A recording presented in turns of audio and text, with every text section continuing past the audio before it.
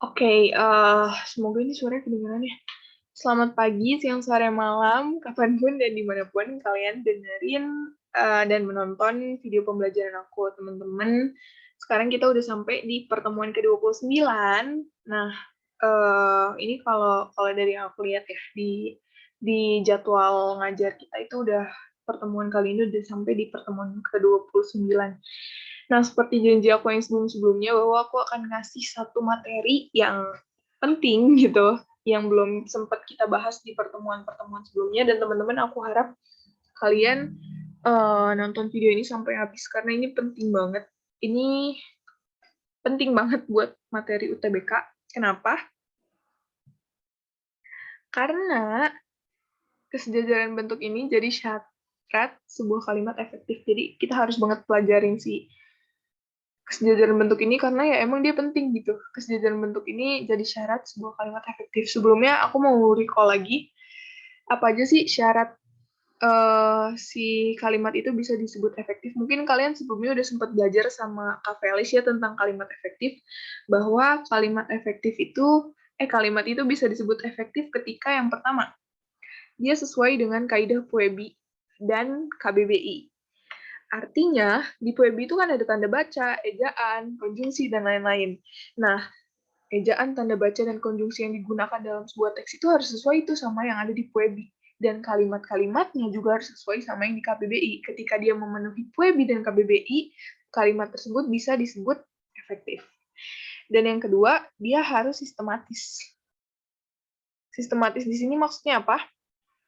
Maksudnya itu SPK. Jadi kan sebuah kalimat itu minimal kalimat ya atau frasa ya, aku lupa deh. Nanti tentang materi frasa dan kalimat itu bakal dikasih satu modul atau materi secara ringkas yang bisa kalian baca-baca, itu nanti dikasih sama Kak Felis secepatnya sebelum libur lebaran, supaya nanti di libur lebaran kalian bisa baca-baca materi itu biar pengayaan juga buat kalian. Nah, setahu aku ya, sebuah kalimat itu paling minimal itu harus punya yang namanya subjek dan predikat. Maaf ya kalau misalnya ada noise, suara-suara apa gitu. Nah, ini aku tag-nya malam-malam, guys. Oke, kita balik lagi, sebuah kalimat itu setidaknya harus punya subjek dan predikat. Nah, itu yang disebut sistematis. Pokoknya urutan subjek, predikat, objek, dan keterangan. Nanti itu akan dibahas lebih lanjut di modul yang aku bilang nanti dikasih sama Kak Felis. Terus yang ketiga itu, syarat kalimat efektif itu tidak boros dan bertele-tele. Tidak boros dan tidak bertele-tele maksudnya ya.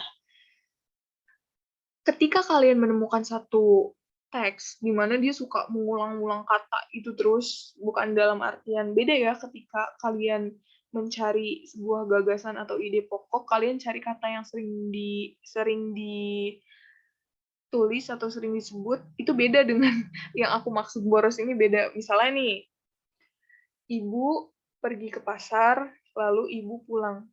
Itu boros. Kenapa? Padahal ibunya bisa aja disebut sekali aja gitu. Ibu pergi ke pasar lalu pulang.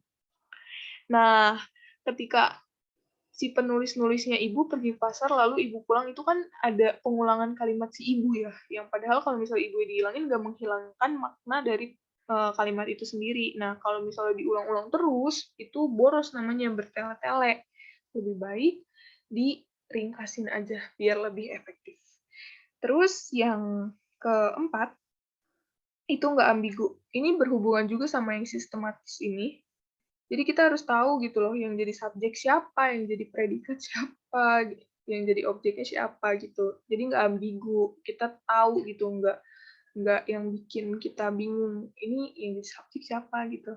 Tapi kalau itu bikin kita bingung, ini subjeknya siapa, objeknya siapa, itu artinya ambigu, kalimat tersebut nggak efektif. Dan yang terakhir, bentuknya itu harus sejajar. Makanya kita pelajarin sekarang. Nah, sebenarnya dari awal kita belajar PBM PPU nih, teman-teman, tujuannya itu ya mengarahkan kalian supaya kalian bisa paham gitu mana atau bagaimana cara menulis kalimat yang efektif.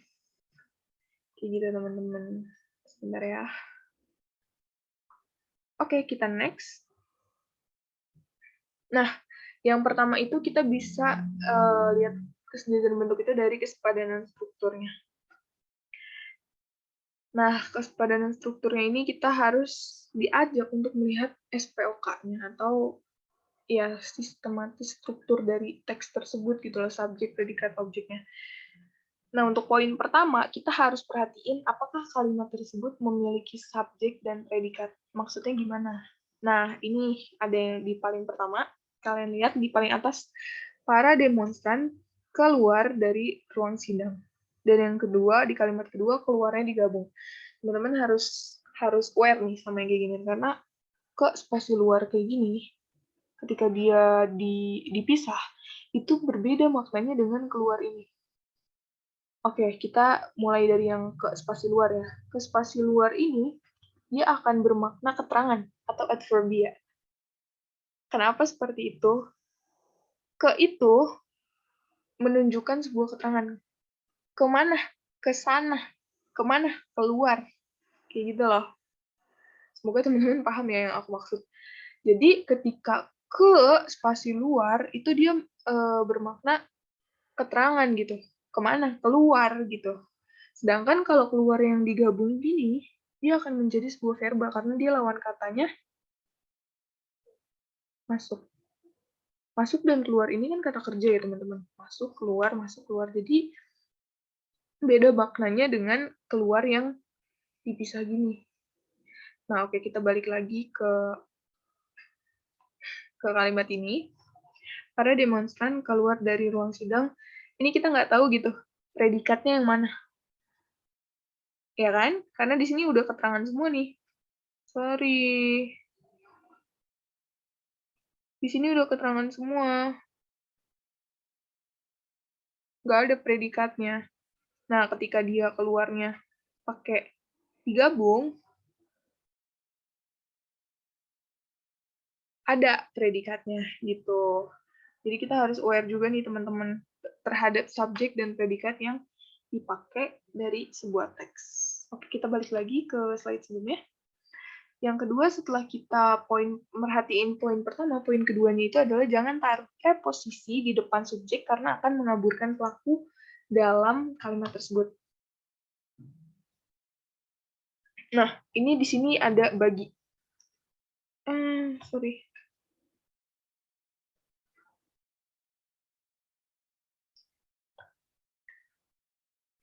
Ketika bagi ini ditaruh di depan, coba teman-teman baca, bagi semua peserta diharapkan hadir tepat waktu. Ini akan menjadi sebuah kalimat keterangan. Bagi siapa? Bagi semua peserta yang kita harapkan bahwa peserta tersebut akan hadir tepat waktu. Itu udah kalimat keterangan semua, teman-teman, jadi itu nggak efektif gitu. Tapi ketika baginya, coba kita hilangkannya sebagi ini. Semua peserta diharapkan hadir tepat waktu. Itu lebih efektif kan? Kita tahu pelakunya siapa, si semua peserta. Semua peserta yang apa yang kita harapkan hadir tepat waktu. Gitu, jadi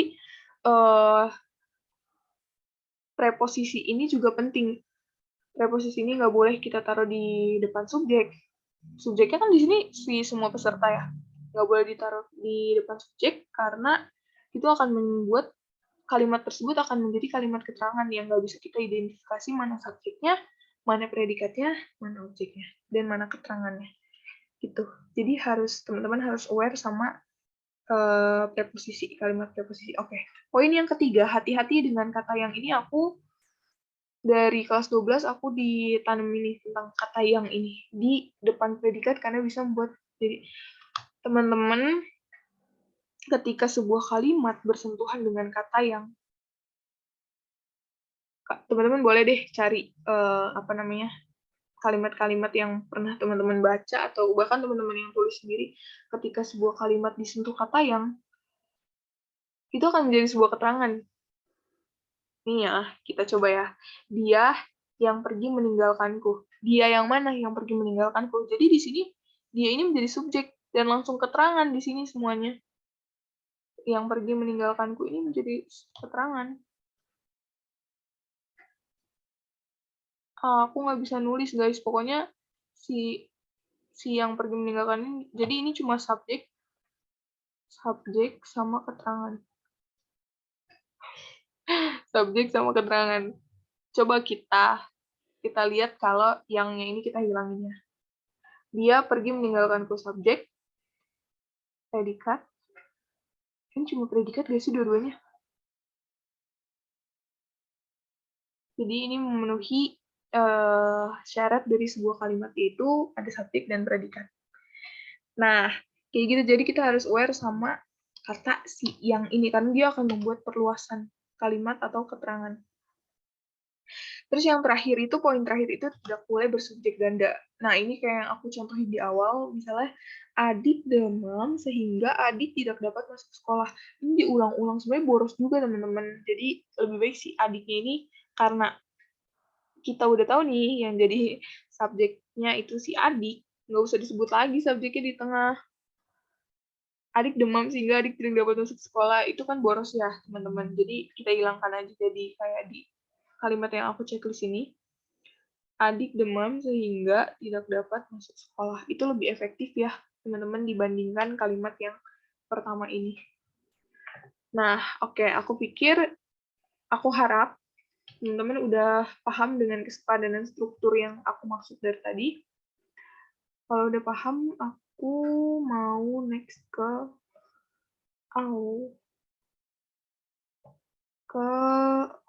slide berikutnya. Oke, di sini ada sebuah soal. Ini aku langsung aplikasiin ke soal biar teman-teman bisa paham. Kalimat manakah yang tidak efektif dalam paragraf kedua? Kita lihat ya, di sini cuma ada pilihannya 1, 3, 4, 5, 7. Kita lihat kalimat nomor 1.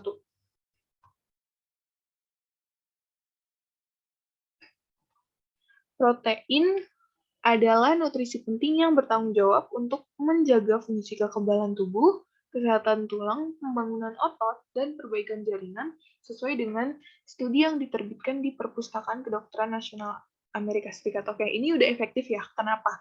Karena tanda baca yang digunakan benar. Nih, jaringan, koma, sesuai. Itu udah benar atau enggak menurut teman-teman?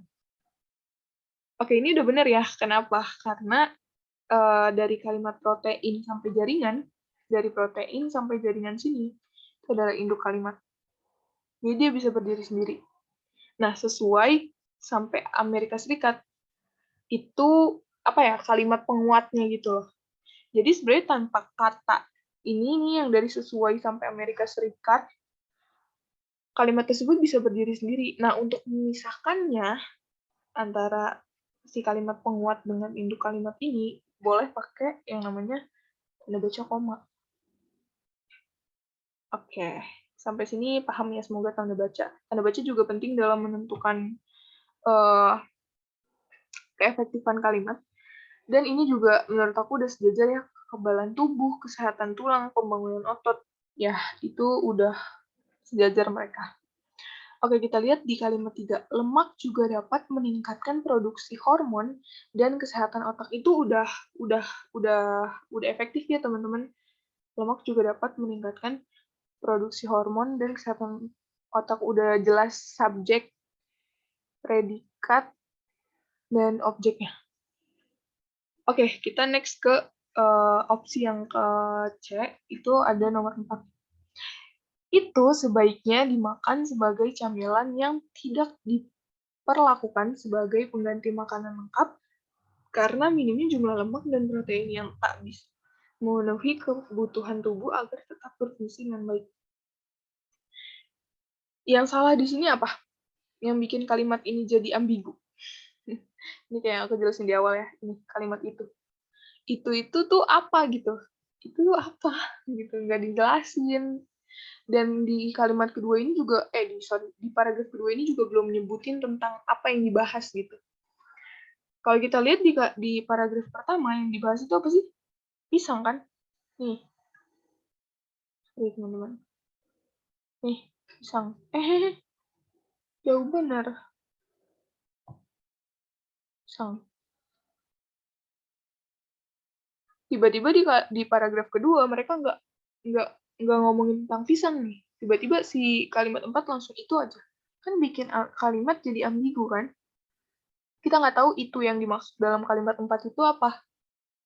Nah, ini yang disebut dengan ambiguitas atau kalimat yang membuat kita bingung gitu. Ini bermakna kemana? Nah, jadi udah kelihatan ya jawaban yang benar itu yang C, karena dia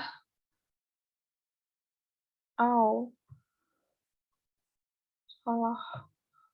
Karena dia bikin kalimat ini jadi ambigu.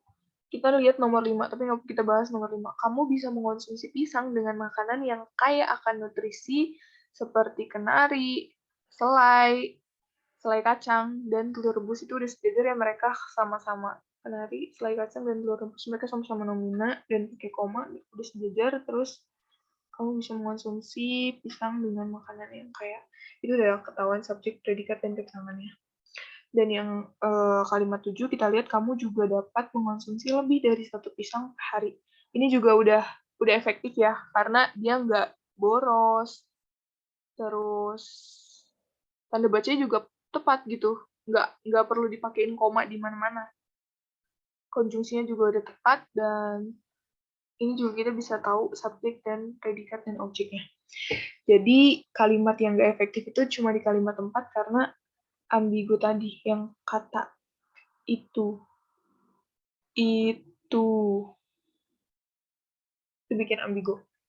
Oke, sampai sini semoga teman-teman paham. Kita next ke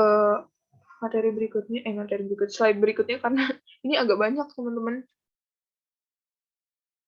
Oke, ini juga menjadi penting dalam kesejajaran bentuk itu, yaitu bentuk kalimat itu sendiri. Kalimat kalian udah pernah diajarin belum ya? Tapi harusnya di SMA kalian udah belajar sih teman-teman. Ada yang namanya verba, adjektiva, dan nomina. Oke, aku akan jelasin secara rinci verba itu apa. Verba itu kata kerja. Nah, kata kerja ini untuk kalian mengidentifikasi bahwa kalimat tersebut kata kerja atau enggak, bisa kalian tambahkan imbuhan-imbuhan yang ada di sini. Kayak me, di, ter, ber, dan lain-lainnya. Atau bisa ditambahkan kata tidak. Menurut aku, yang paling gampang diidentifikasi itu adalah verba atau kata kerja. Karena ya kalian tahu gitu. Makan kan kata kerja kan. Minum, berjalan, berlari, bernyanyi, dan lain-lain segala macamnya itu kata kerja. Terus, dia bisa ditambahin tidak juga. Tidak makan, tidak minum, tidak tidur, dan lain-lain segala macamnya. Jadi walaupun misalnya tidur cuma berdiri sendiri tanpa ada kata ter di depannya, dia tetap kata kerja.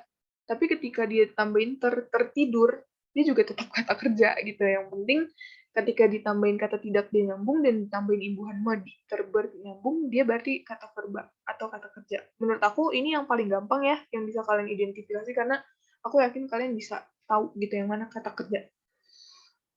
Oke, next adjektiva. Ini yang paling susah menurut aku adjektiva karena dia bisa berubah menjadi kata verba, dia juga bisa berubah menjadi nomina. Gampangnya, adjektiva ini bisa kita identifikasi dengan menambahkan kata lebih atau kurang atau kata paling. Lebih pintar, lebih cantik, paling besar, paling luas juga termasuk kata sifat ya. Terus apa lagi ya? Paling pandai, paling tampan, dan kata sifat lainnya. Nah, terus ada yang namanya nomina. Nanti aku di slide berikutnya aku akan kasih tahu tentang bagaimana si adjektiva ini bisa berubah menjadi nomina dan verba. Tapi aku mau jelasin dulu nih yang nomina. Nomina itu kata benda. Aku pikir kalian juga udah paham ya bahwa kalau verba itu adalah sesuatu yang kita kerjakan, kalau nomina itu adalah benda mati. Benda mati. Gelas, TV, dan lain-lain gitu. Untuk mengidentifikasinya, teman-teman bisa nambah pean, kean, peran, dan lain-lain. Atau teman-teman juga bisa nambahin dengan kata ada atau bukan. Ada layangan putus. Ya, layangan itu sebagai nomina, gitu kan. Ada orang. Orang itu sebagai nomina. Walaupun dia bukan sesuatu yang mati sih. Tapi karena orang itu juga termasuk nomina. Karena ketika ditambahin kata ada, dia nyambung gitu. Nah, untuk mengidentifikasi adjektiva ke nomina, kayak gini teman-teman. Sebenarnya bisa juga adjektiva ini ke verba. Ini bisa ditambahin ketika kalau adjektiva itu ke nomina ketika dia tambahin kalimat ke, an, per an, dan pe an. Kalau ke verba, dia bisa ditambahin kata me, ter, ber. Nih, sebagai contoh ya, aku dicontohin.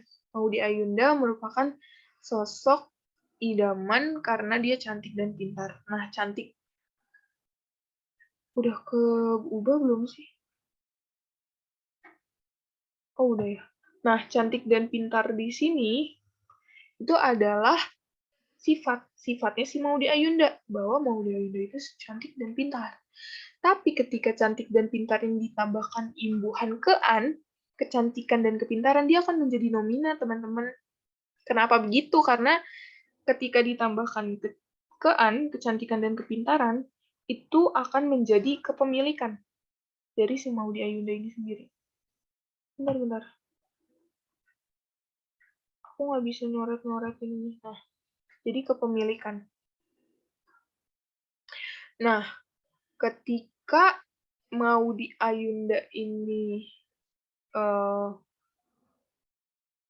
imbuhannya diubah menjadi mempercantik diri, itu akan menjadi verba. Karena itu kata kerja mempercantik. Padahal kata dasarnya itu ya adjektiva, sifat, cantik, dan pintar. Tapi ketika ditambahin ke-an, kecantikan dan kepintaran, dia akan menjadi kepemilikan atau kata benda. Ketika diubah lagi menjadi mempercantik diri, memperpintar diri, memperpandai diri, itu juga akan menjadi kata verba atau kata kerja. Karena si Maudy Ayunda melakukan sesuatu untuk membuat dirinya lebih cantik, mempercantik gitu ya. Oke, sampai sini semoga teman-teman bisa bedain mana, bisa mengidentifikasi mana adjektiva, mana nomina, mana verba. Kalau ada yang masih kurang paham, teman-teman silakan nanti tanya di G-form absen. Oke, kita next dulu ya. Karena ini masih banyak banget. Ya Allah, ini kenapa sih?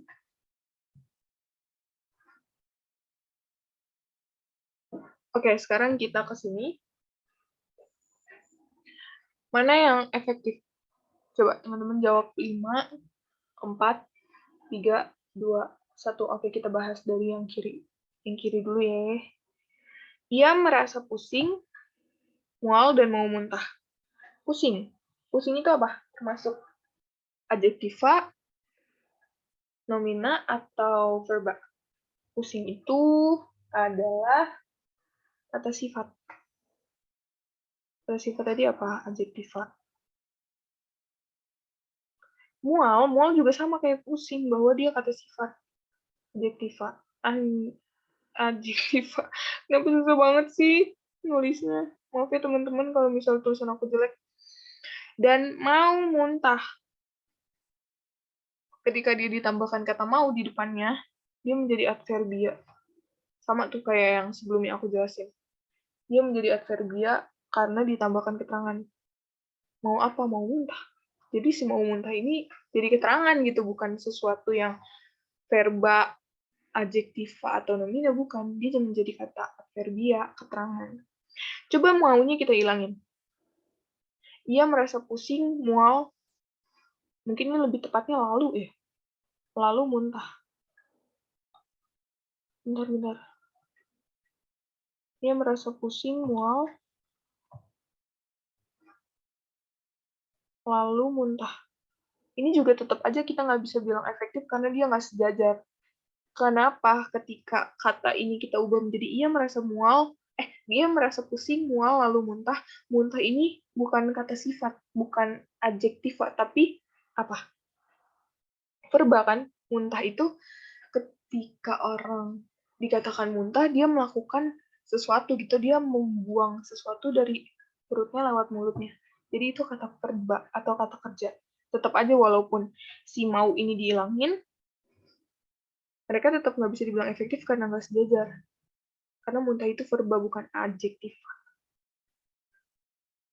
Dan ketika si mau ini ditambahkan juga lebih nggak efektif. Kenapa? karena menjadi kata adverbia atau keterangan. Nah, oke, kita next ke terus apakah ketika yang kalimat kiri nggak efektif berarti yang kalimat kanan efektif? Mari kita lihat. Setiap kebaikan, menurut teman-teman di sini kebaikan itu apa?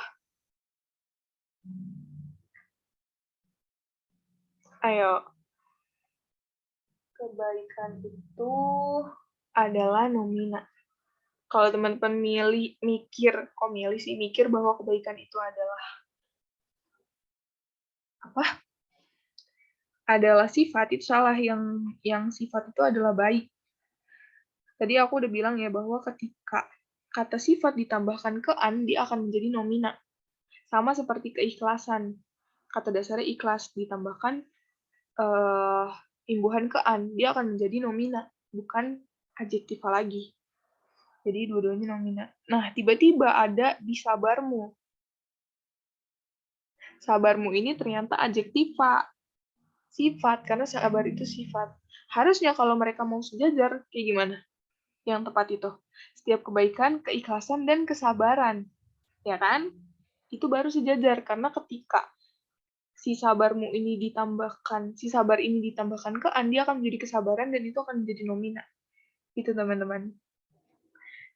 Oke, aku pikir kalian udah paham ya tentang nomina, adverba, dan adjektiva. Kalau kalian masih kurang paham, nggak apa-apa, nanti tanya aja ke aku lewat di form. Kita next dulu ke slide berikutnya. Nah, sebenarnya yang tadi, yang sabarmu tadi itu, aku pengen mengantarkan kalian ke imbuhan. Ketika kebaikan, keikhlasan, dan kesabaran itu, mereka imbuhannya sama nggak? Sama kan?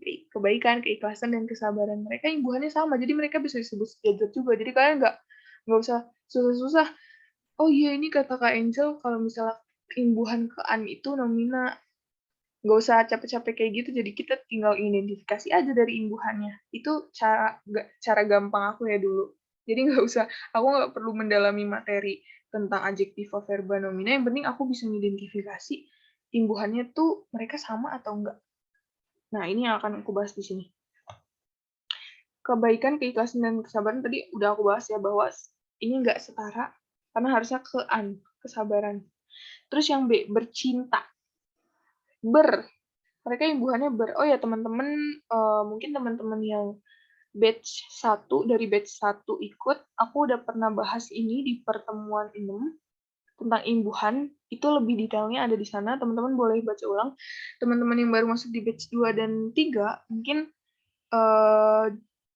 bingung gitu tentang imbuhan ini, yang masih bingung, kalian boleh buka di Classroom di pertemuan 6, aku udah pernah bahas di, kalau nggak salah, penulisan kata deh teman-teman. Itu nama materi penulisan kata. Buka aja materi imbuhan, itu aku udah pernah bahas secara rinci, tapi di sini aku mau bahas imbuhan yang kesejajaran bentuknya, lebih kesejajaran bentuknya.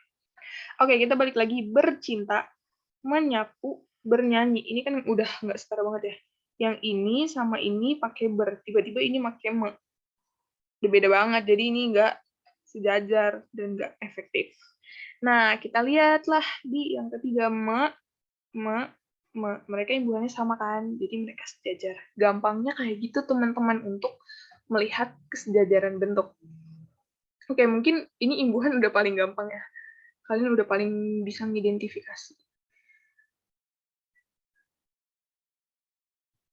Kita next dulu ke soal berikutnya. Nah, sekarang adalah kesamaan makna. Ini juga penting dalam kesejajaran bentuk karena teman-teman mungkin sering nemu ya ketika TO ada soal-soal begini. BTW, for your information, kesejajaran bentuk ini bisa ada 3 soal gitu di UTBK tahun lalu. Jujur aku kesejajaran bentuk ini jadi materi yang paling terakhir aku pelajarin, dan ternyata dia banyak gitu keluar di PPU, di mata pelajaran PPU ya, bukan PBM.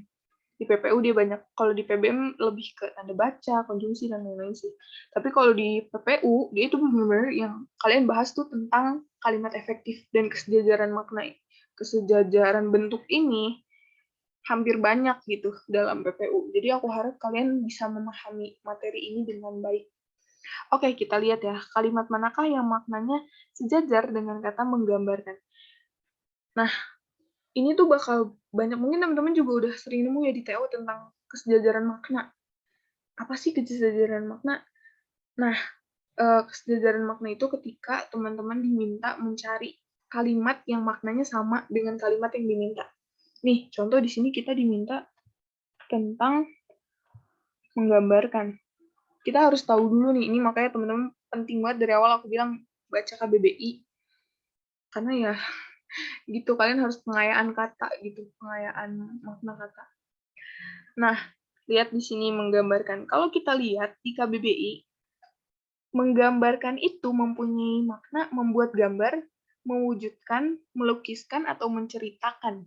Nah, itu udah ketahuan ya bahwa ada kata menceritakan. Udah ketahuan lah jawabannya yang C gitu. Tapi nggak apa-apa, kita bahas satu-satu. Yang A, penonton seakan-akan terpengaruh. Oke, gini. Analoginya gini ya, menggambarkan. Berarti kita melakukan sesuatu. Sedangkan kalau terpengaruh, kita dilakukan sesuatu. Beda ya ketika kita melakukan sesuatu dengan kita dilakukan sesuatu. Kita melakukan sesuatu, kita yang aktif. Menggambarkan kita yang, kalau menggambarkan itu artinya kita yang aktif. Kita membuat sebuah gambar. Sedangkan kalau terpengaruh, kita tuh pasif di situ. Kita yang kena efek. Udah beda banget maknanya sama menggambarkan ya. Jadi kalian nggak perlu cari-cari tuh apa makna menggambarkan, karena itu udah beda banget. Terus yang kedua, film itu membuat Rina masuk ke dalam cerita. Sama kayak yang A. Ini kita di sini pasif. Karena kita dibuat masuk. Dikasih efek pengaruh. Sedangkan menggambarkan kan kita yang aktif. Kita yang membuat sebuah gambar. Jadi ini udah salah. Yang C kita skip dulu karena itu jawabannya benar. Terus yang D, para peserta sangat antusias menyambut. Oh, ya teman-teman, ini aku kayak nggak bisa deh. Soalnya dia menyambut. Ini kita yang aktif, kita memberi sambutan. Tapi bukan berarti si menyambut ini maknanya sama dengan menggambarkan. Enggak. Beda. Menyambut itu kita memberi sambutan. Sambutan itu artinya apa ya? Beda lah maknanya sama menggambarkan. Menggambarkan kita cenderung diem gitu kan. Kita menggambarkan dalam pikiran, lebih ke pikiran dan tangan gitu. Sedangkan menyambut itu kan mulut juga menggunakannya. Jadi udah beda maknanya juga. Dan yang terakhir yang E, Saprol dapat memerankan tokoh itu dengan tepat. Udah beda banget ya. Memerankan dengan menggambarkan itu maknanya udah jauh beda. Jadi yang E juga salah. Nah, yang benar itu yang C, menceritakan. Karena yang tadi aku bilang, dalam KBBI menggambarkan itu punya makna membuat gambar, mewujudkan, melukiskan, dan menceritakan. Karena menggambarkan itu kan kita bisa nih dalam pikiran kita menggambarkan sesuatu, artinya pikiran kita membuat sebuah cerita kan. Menggambarkan itu nggak selalu bermakna bahwa kita melukis nih. Kita membuat suatu lukisan enggak. Tapi menggambarkan itu bisa bermakna pikiran kita bermain untuk menceritakan sesuatu, menggambarkan sesuatu gitu teman-teman. Jadi jawaban yang tepat itu yang C. Oke, sampai sini semoga teman-teman bisa paham tentang kesejajaran makna ini, karena ini penting banget. Nah, sekarang teman-teman boleh buka Google, semuanya buka Google. Wajib buka Google, terus klik bit.ly/slash latsol PBM 29. L-nya kapital, PBM-nya juga kapital, 29. Nah, di situ ada 7 soal yang harus teman-teman kerjakan. Dikit banget loh, itu cuma 7 soal. 7 soal yang harus teman-teman selesaikan. Nah, setelah teman-teman selesai, teman-teman diminta, setelah kalian submit lah, pokoknya setelah kalian selesai submit, teman-teman diminta untuk membaca pembahasannya terlebih dahulu. Nanti linknya bisa kalian langsung klik setelah submit. Nah, di dalam pembahasan itulah ada link absen. Nah, ayo loh. Jadi, kalau kalian nggak nonton video ini sampai selesai, kalian nggak bakalan bisa ngerjain latsol. Kalau kalian nggak ngerjain latsol, kalian nggak bakalan dapet link absen. Oke, sepertinya kelas hari ini cukup sampai sini. Ini udah panjang banget, aku yakin kalian juga udah jenuh dengerin aku dari tadi. Aku mau ingetin ke kalian, setelah ini ada libur lebaran ya. Ada libur lebaran, kita ketemu lagi di bulan Mei, nanti yang ngisi itu Kak Bunga. Kalian akan Latsol intensif, dan satu pertemuan terakhir sebelum UTBK itu kita masih ada pertemuan, tapi pertemuan kali ini, pertemuan terakhir nanti spesial, kita nggak bahas materi, nggak bahas Latsol juga, sekali-sekali lah ya, PBM. Kita nggak bahas Latsol, nggak bahas materi. Jadi jangan lupa ikutin sampai terakhir, sampai rangkaian terakhir, dan nanti ada materi tambahan tentang frasa dan klausa yang bakal dipost sama Kak Felis lewat Google Classroom yang bisa kalian baca buat pengayaan materi kalian menjelang UTBK. Oke, mungkin sekian teman-teman, semangat UTBK-nya. Aku tahu ini pressure-nya tuh kencang banget kalau udah deket UTBK, tapi kalian harus tetap semangat karena kalau kalian udah jatuh duluan, udah lemes duluan, artinya kalian kalah sama keadaan, dan di sini kalian nggak boleh kalah lah gitu. Kalian aku tahu kalian udah nyiapin semua ini dari lama banget, bahkan ada yang dari kelas 10 mungkin udah persiapan buat UTBK, dan sekarang kalian istilahnya udah mau perang ya gitu lah. Jangan sampai sebelum perang kalian menyerah duluan. Semangat, percaya sama diri kalian sendiri, percaya bahwa kalian bisa, percaya bahwa semua usaha kalian itu nggak akan mengkhianati kalian gitu. Dan kalian harus percaya sama diri kalian sendiri. Minta doa sama orang tua, jaga kesehatan, dan percaya. Itu sih intinya, dan berdoa ya. Selain minta doa ke orang tua, kalian juga harus berdoa. Semangat, aku menunggu kabar baik dari kalian. Aku sangat senang kalau misalnya kalian dapat ijazah dan kalian ngabarin ke aku atau teman-teman tutor PBM yang lain, aku bakalan senang banget. Aku harap kalian bakal dapat yang terbaik dari yang kalian mau. Dan kalaupun kalian nggak dapetin apa yang kalian mau, itu artinya memang mungkin bukan yang terbaik buat kalian gitu. Aku pun dulu mikir kayak Ilkom UI, pengen Ilkom UI udah paling, aku mikir bahwa Ilkom UI itu yang terbaik buat aku, tapi enggak. Jadi aku digagalin di Ilkom UI, dan sampai sekarang akhirnya aku di Ilkom 4. Jadi percaya aja, gagal itu bukan berarti kalian kalah, tapi kalian dipersiapkan untuk ke tempat yang lebih baik. Aduh, jadi ceramah nih. Oke, mungkin sesi motivasinya cuma sesedikit itu dibanding materi aku yang banyak tadi. Sampai ketemu teman-teman di sesi selanjutnya. Semoga kalian semangat terus. Dadah. Thank you udah ikut kelas aku hari ini. Dadah teman-teman semua. Semangat.